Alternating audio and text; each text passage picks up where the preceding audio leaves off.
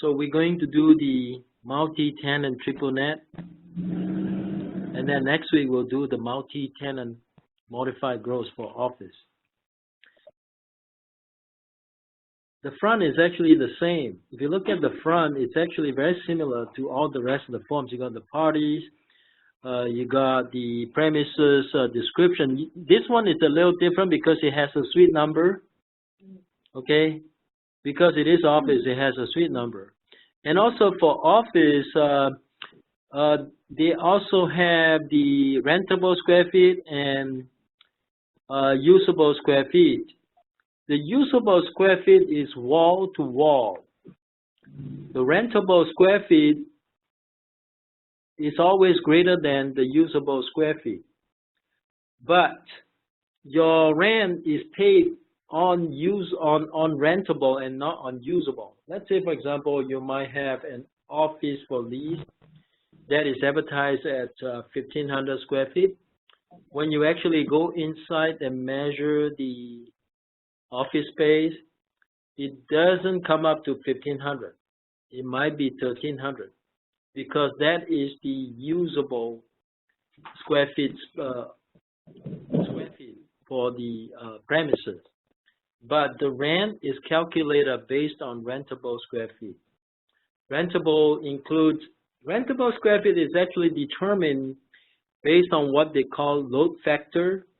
The load factor will determine what the rental square feet is. We will cover a load factor in the future, but for right now, just know the difference between the rentable and the usable.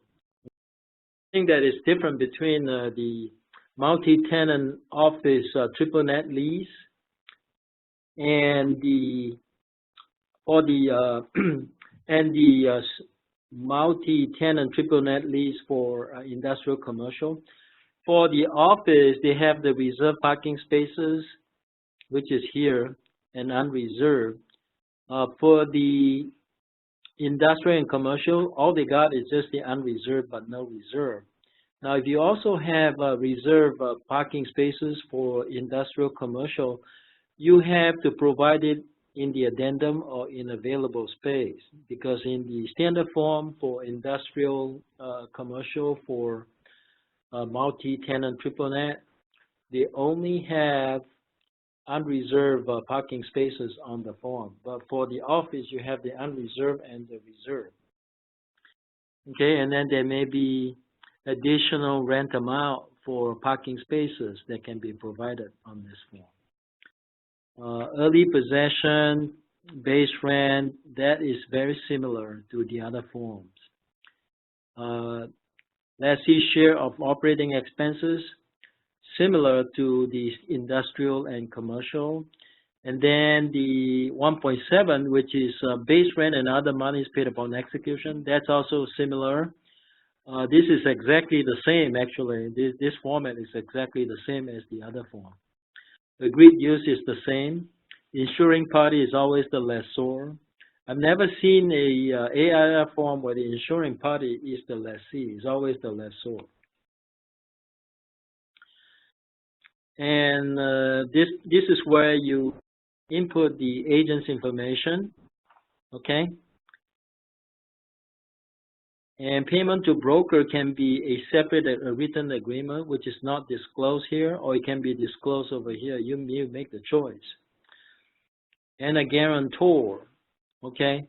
I think the guarantor part is actually also available in the other standard form. The business hours for the building is unique to the form for office, multi-tenant triple net. The industrial and commercial, I think, may not have this business hours for the building, although it could have that information. Lessor supply services. Now you can vary because this is an office. Many times the office rental, the landlord will provide janitorial service. Okay, unlike the industrial and commercial where the landlord might not provide the janitorial service, but for office it's quite common to see the landlord provide the janitorial services. So sometimes this box may be checked. It depends on what's provided. Electricity can be included, okay, or may not be included. It's up to the landlord.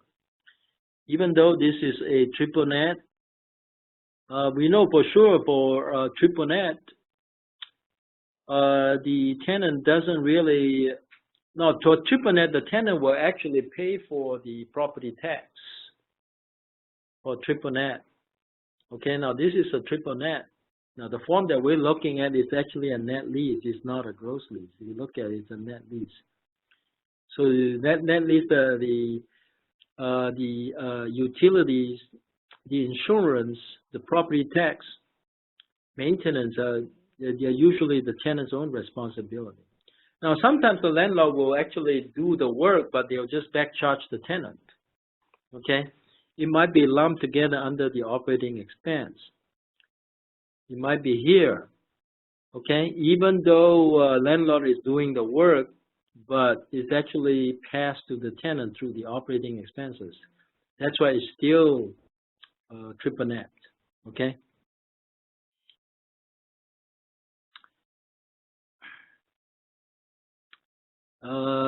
There are many things we've already previously discussed, so I'm just going to skip them. Those are the same in every form pretty much. So the ones that are the same in every form, I just kind of skip them because we already talked about them, okay?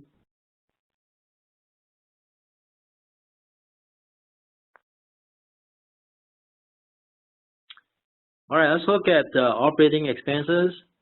These operating expenses might look different from the industrial and commercial. This is for office. Now for office, it says operating expenses include all costs relating to the ownership and operation of the project, calculated as if the project was at least 95% occupied, including but not limited to the following: all costs relating to the ownership and operation of the project, calculated as if the project was at least 95% occupied. What that means, even if the building is 80% occupied, the operating expenses is calculated as if it is 95% occupied.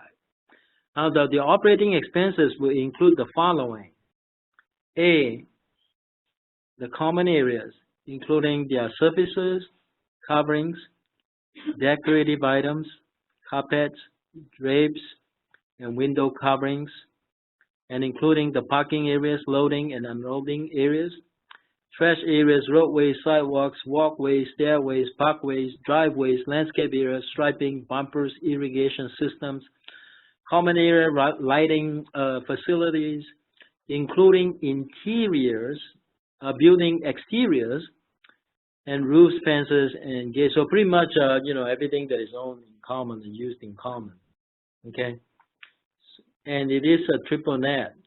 So all of these expenses are actually charged to the tenant in terms of operating expenses.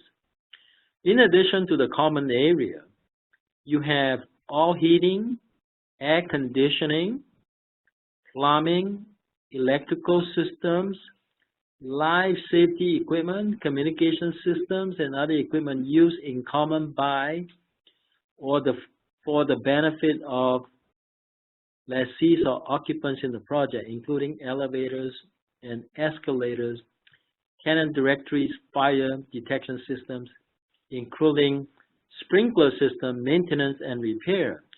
So what that means is, if you are a tenant in an office lease that is triple net, if you go back to the front page, which has the base rent is just the base rent. On top of the base rent, you have to pay what they call operating expenses.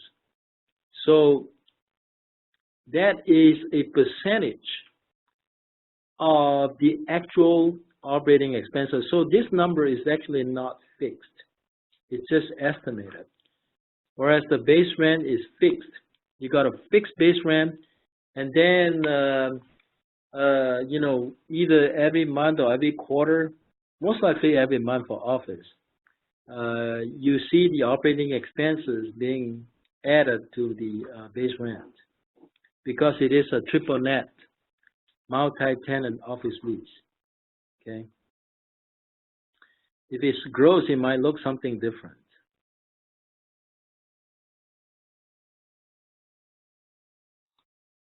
All right, going back here. And then you got the premises and or any other space occupied by a tenant. Okay, it is a triple net. And then you have the cost of trash disposal, janitorial and security devices, pest control services, and the cost of any environmental inspections. And the cost of any other service to be provided by lessor that is elsewhere in the lease stated to be an operating expense. So it might be stated somewhere else in the lease that could be classified as an operating expense, so that is included as well. The cost of the premiums for the insurance policy is maintained by lessor pursuant to paragraph 8, and any deductible portion of an insured loss concerning the building or the common areas. As you can see, the premium as well as the deductible are all included in the operating expense. So because it is a triple net tenant pays everything. That's why even the insurance premium and the deductibles are paid by the tenant. The tenant don't see it separately, but the tenant will see it as an operating expense. The cost of water, sewer, gas, electricity, and other publicly mandated services not separately metered. So if it is not separately metered, it is chargeable to the tenant. I remember when I was a tenant in a multi-tenant office lease, I hate getting the operating expense bill because sometimes I don't know how they calculate this thing. Okay, certainly you have the right to know how they calculate this thing. And then they also have this thing like labor, salaries, and fringe benefits, cost, material, supplies, and tools used in maintaining and or cleaning the project, and accounting and management fees all lumped together as operating expense because it is a triple net lease. Okay, this looks very much like a true triple net lease because everything is chargeable to the tenant pretty much. Okay,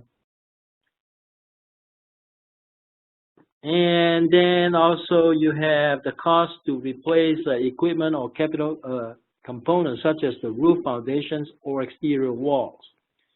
The cost to replace a common area capital improvement such as parking lot, paving, elevators, or fences.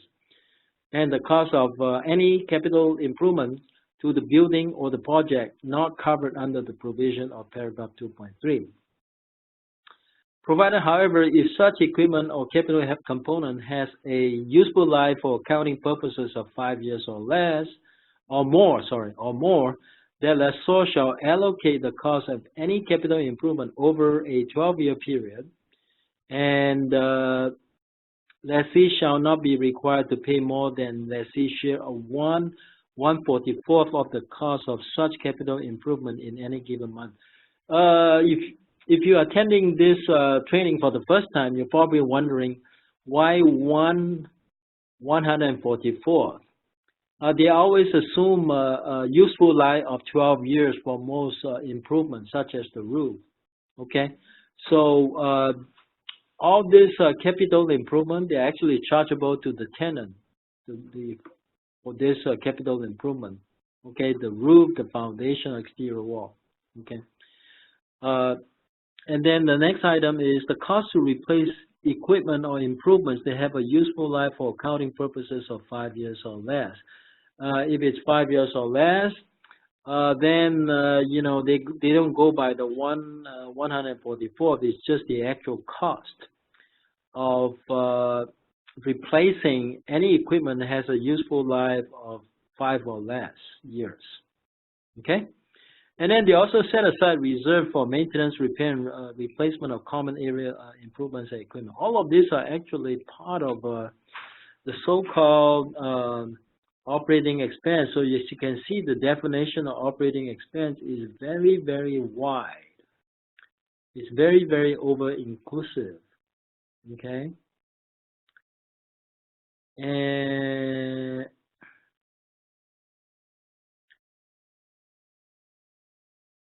I, for whatever reason, skip a few things.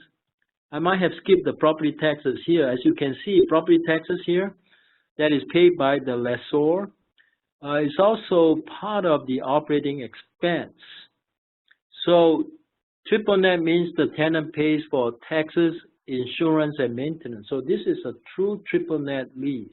Okay? Tenant pretty much pays for everything. All right, now we have an idea.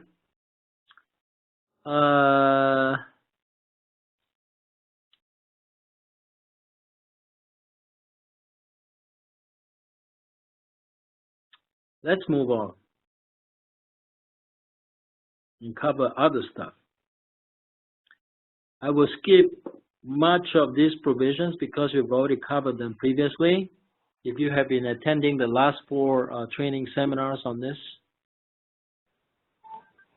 I want to talk about something I've never covered before, which is damage or destruction.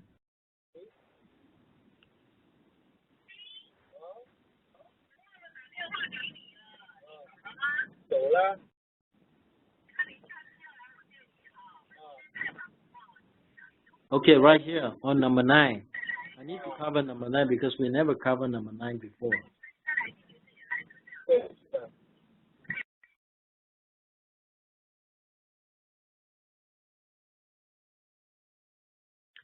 All right, number 9. You need to be familiar with the definition of partial damage or total destruction. The definition of partial damage, if something is damaged or destroyed, it will be considered to be partial damage if it will cost 3 months, no, if it will cost an amount that is equal to 6 months base rent or less. If your base rent is $10,000, if it costs less, $6,000 or less to fix it, and it will take 3 months or less to fix it. So 2 criteria, 3 months or less, or 6 months base rent or less will be considered to be partial damage. Anything higher than 6 months to fix or longer than 3 months to repair is considered to be total destruction. The reason why you need to know the difference between the two, because the tenant's rights and the landlord's rights are different when it comes to partial damage or total damage. Okay? Now let's look at that. And also, they also define insured loss and uninsured loss. Insured loss is just insured loss. Uninsured loss are things that are installed by the tenant. The insured loss does not cover things that are installed by the tenant. Okay. Let's see here. Shall mean destruction to improvements of other than lessee owned. Yeah, that's right. It doesn't cover things that are installed by the tenant. So that's tenant's own insurance.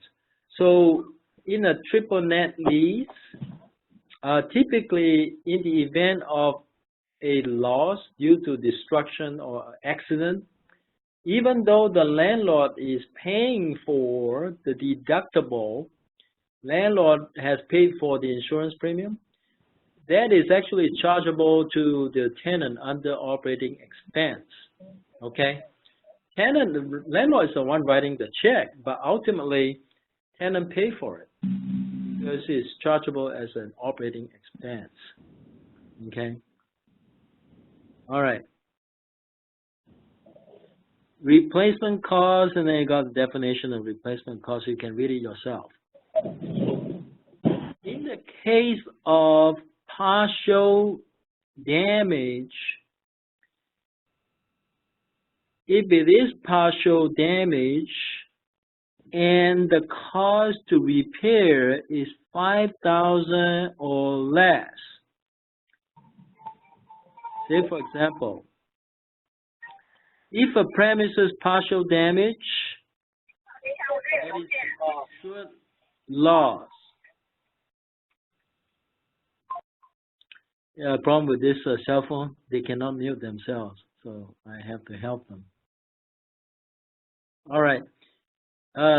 If a premises partial damage, there is an insured loss.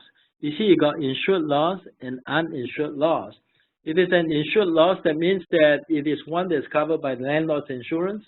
If it's uninsured loss, it is not covered by landlord's insurance. So if it's an insured loss, then the landlord shall make the landlord through their insurance shall make the repair. It says here, lessor shall at lessor's expense repair such damage as soon as reasonably possible, and this lease shall continue in full force and effect, provided, however, that the lessee shall at lessor's election make the repair of any damage or destruction, the total cost to repair of which is $5,000 or less. So in other words, if even if it's an insured loss, if the damage is less than $5,000 or less, landlord may decide to have the tenant actually do the repairs. Okay, so that's an option that the landlord has. Okay, and then it says, in such event, lessor shall make any applicable proceeds available to lessee on a reasonable basis. What that means is, if the the cost to repair the damage is $5,000 or less, it doesn't mean that the landlord will not make a claim against the landlord's insurance. The landlord will still make a claim. So whatever money that the landlord receives from the insurance company, they will pay to the tenant, make it available to the tenant to use the money to make the repair. So if the repair is very minor, landlord may decide, all right, let me do it, I'll do it. Or landlord may say, you tenant do it, however, I will file my insurance claim. And whatever money I get from my insurance company, I will give it to you so you can use that money to make the repairs. But I don't want to be the one doing it. I want you, the tenant, to do it. And that's only available, that's only applicable if the cost to repair is $5,000 or less. Okay? Now, if it is more than that, okay,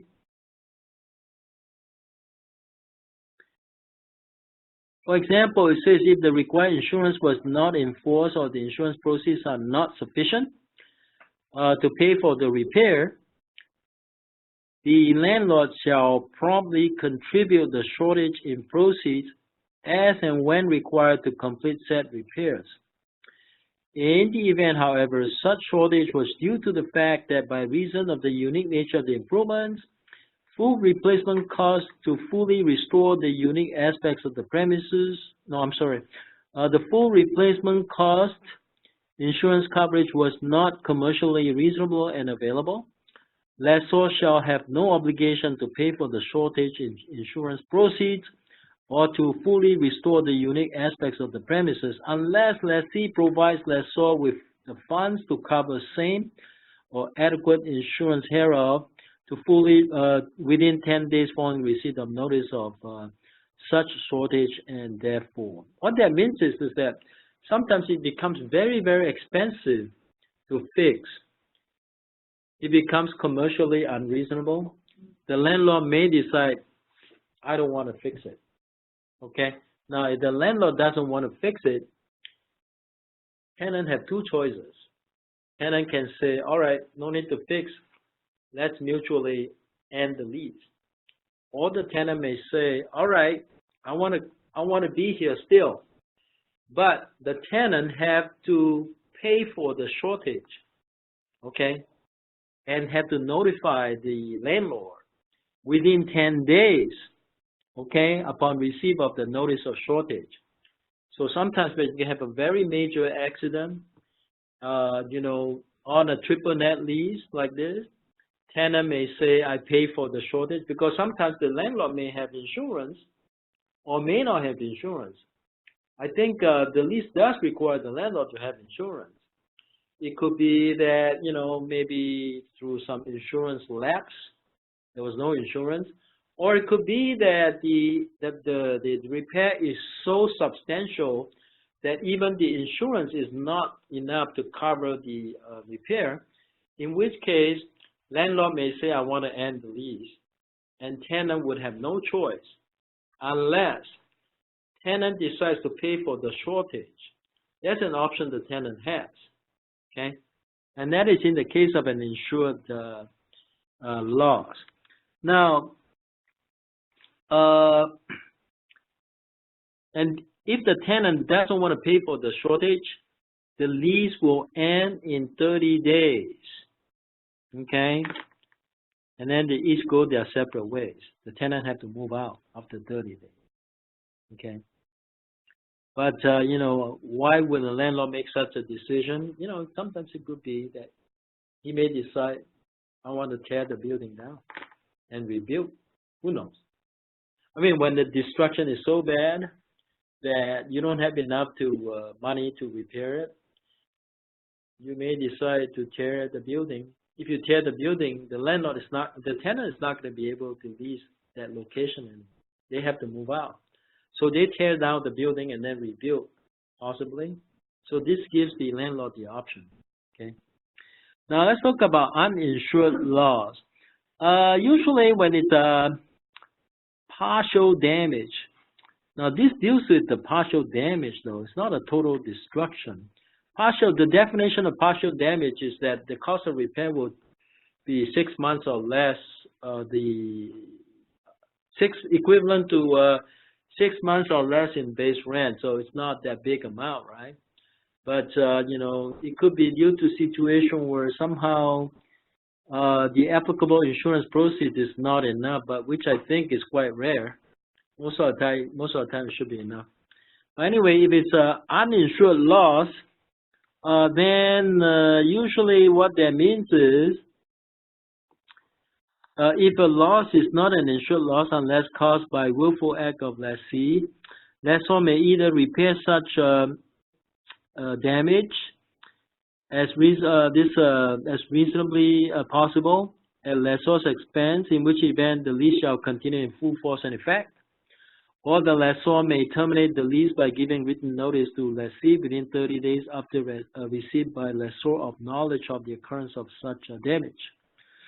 So if it's an uninsured loss, pretty much the landlord can terminate the lease if he wants, or he can keep the lease in full force and effect.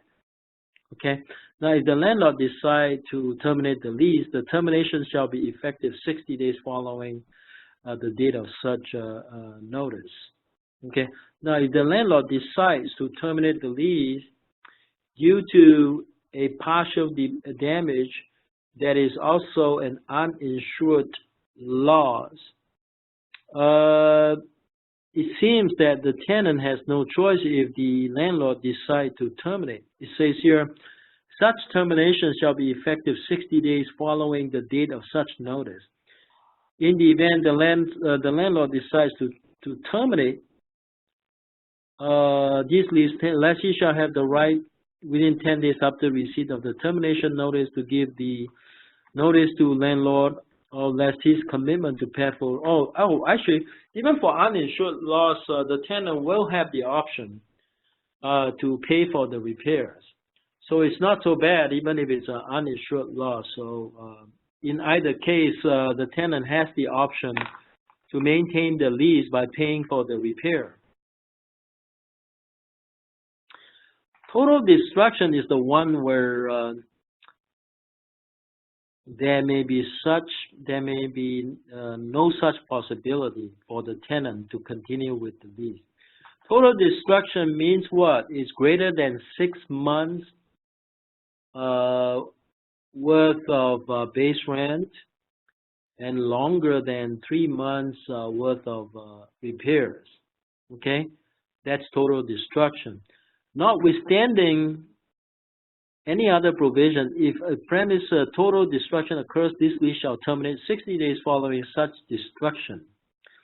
If the damage was caused by the willful act of lessee, landlord shall have the right to recover. What that means is, if it is the tenant that caused the total destruction, landlord can come after the tenant for causing the total destruction. Okay? Now, that's a right that the landlord has. And now this is talking about office lease though. Let's say, for example, you have a tenant. If this is a multi-tenant building, I had a case just like that. I had a client who was in, I think they were doing like Chinese herbal medicine thing, Chinese medicine. And one day they were doing some, I can't remember what they were doing. Now the landlord was saying that the tenant forgot the tenant did something in one of the rooms that caused something to overheat, and then a fire started. And then the tenant was saying there was a faulty wiring due to the landlord. Okay, we don't know what the real case was. But if it was the tenant using that facility and caused total destruction, and I think that one did cause like total destruction because it would cost more than 6 months worth of base rent to fix the place, and it would take more than 3 months to fix the place. So it was a total destruction situation. And you know the landlord in this case terminated the lease, which they have the right to under this standard lease. And on top of that, they're asking the tenant to pay for the damage, which they have the right to. But the question is, what will the proof show? And you have to look at the fire department's report.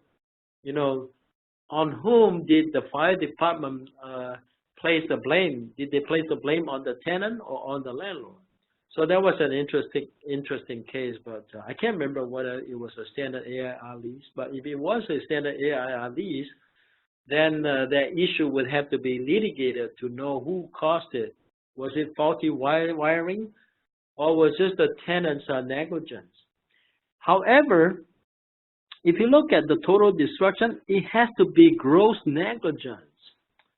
So if it's just normal negligence,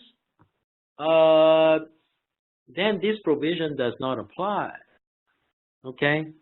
Now, if it's just a normal negligence, then, you know, I don't know. If it's just normal negligence, this provision does not give the landlord to come after the tenant. It says here, total destruction occurs, this lease shall terminate 60 days following such destruction. So regardless of whose fault it is, whether it's faulty wiring or just the tenant's negligence, once you have a total destruction situation, the lease is terminated 60 days later. Okay? So that's a standard provision in the AIR. It's good to know this provision. Now, the standard AIR always have this, what they call the damage near end of term.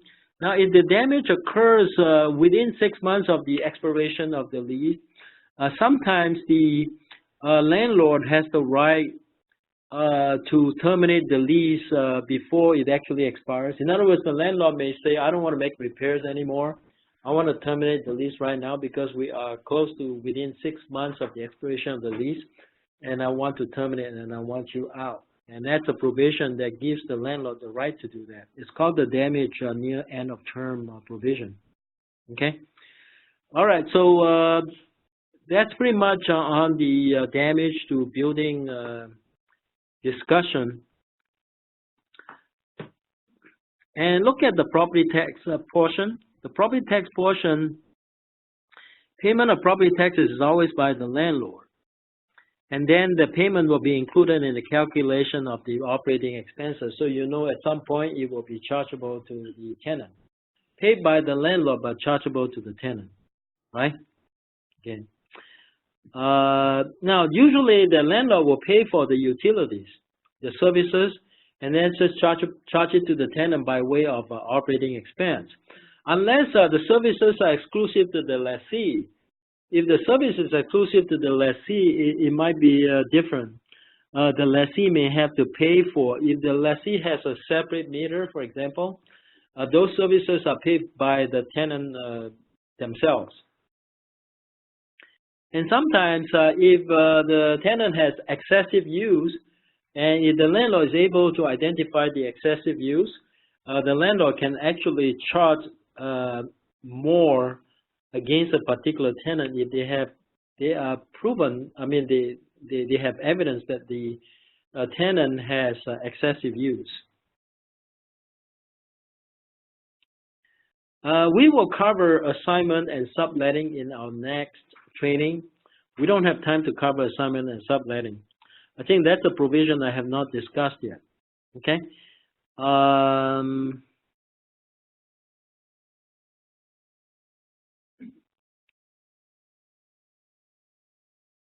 So that's pretty much it. So in conclusion, in a multi-tenant triple net office lease, it is a true triple net. Everything is chargeable to the tenant. Everything, pretty much, including the foundation repairs and roof repairs. Those are all chargeable to the tenant by way of operating expenses. Okay. And then another uniqueness about the multi-tenant office triple net lease has to do with the reserved and unreserved parking spaces for the tenant, like an office building, right? And you got your base rent, and then you got the operating expense. Notice they don't call it CAM charge. They call it operating expense. Previously, for industrial and commercial, we call it CAM charge.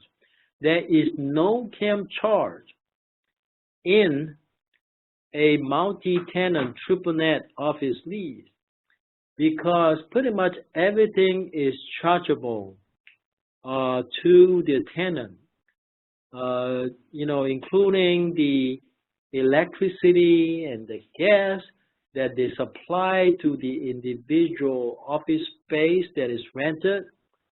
All of those are chargeable to the tenant.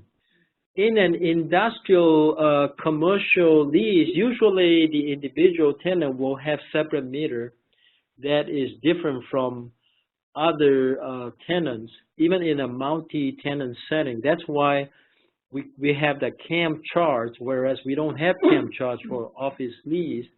If it's triple net, all we have is just an operating expense that is chargeable to the tenant. All right, that's it for today.